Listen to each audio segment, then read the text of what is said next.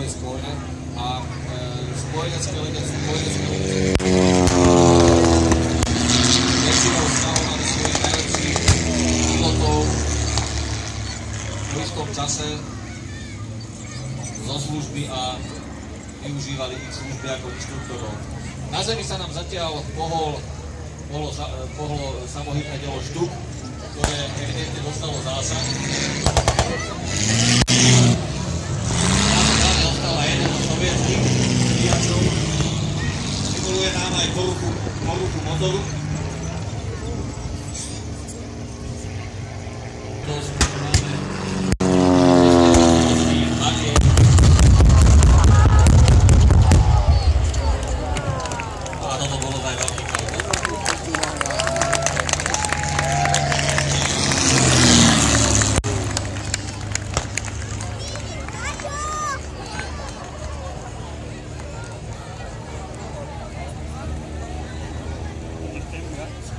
Mikrofón, ale skvelá práca pyrotechnikov!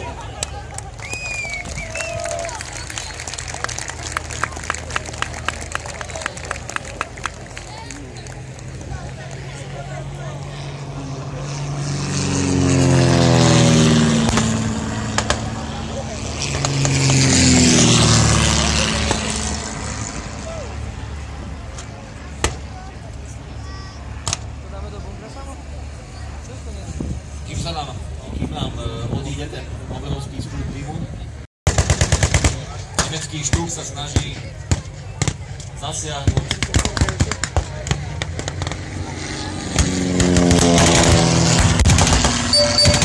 sovietské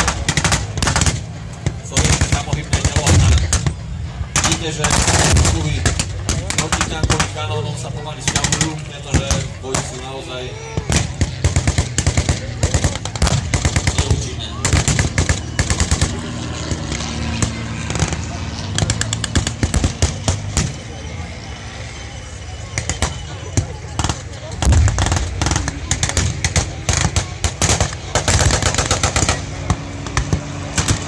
Auto jest tam.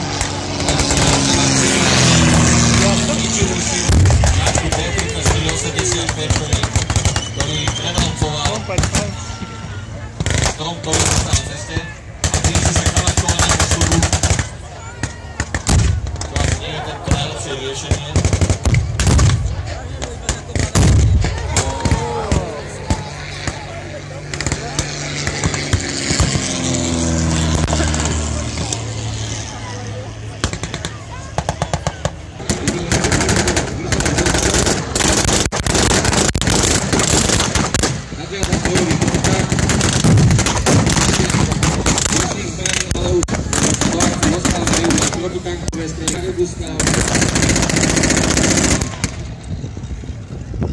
Na normálnych okolností by zrejme ten grad, ten raketový grad, ktorý vidíte najbližšie k divákom, zaujal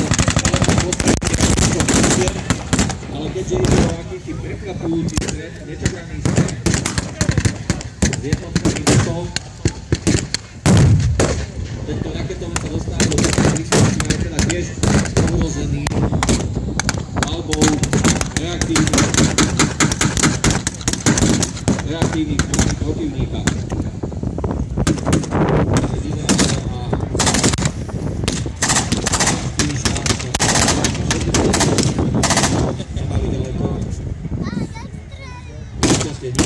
Nikomu neprišiel, pretože to by už bol bezprostredný konflikt medzi dvomi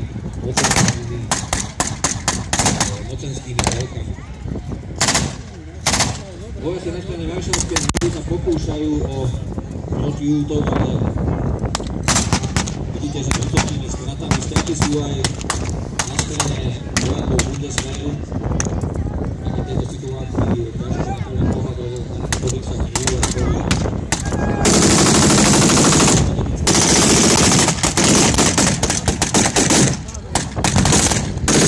Treba povedať, že tu sa nám ukazuje veľmi rýchlo vojny, že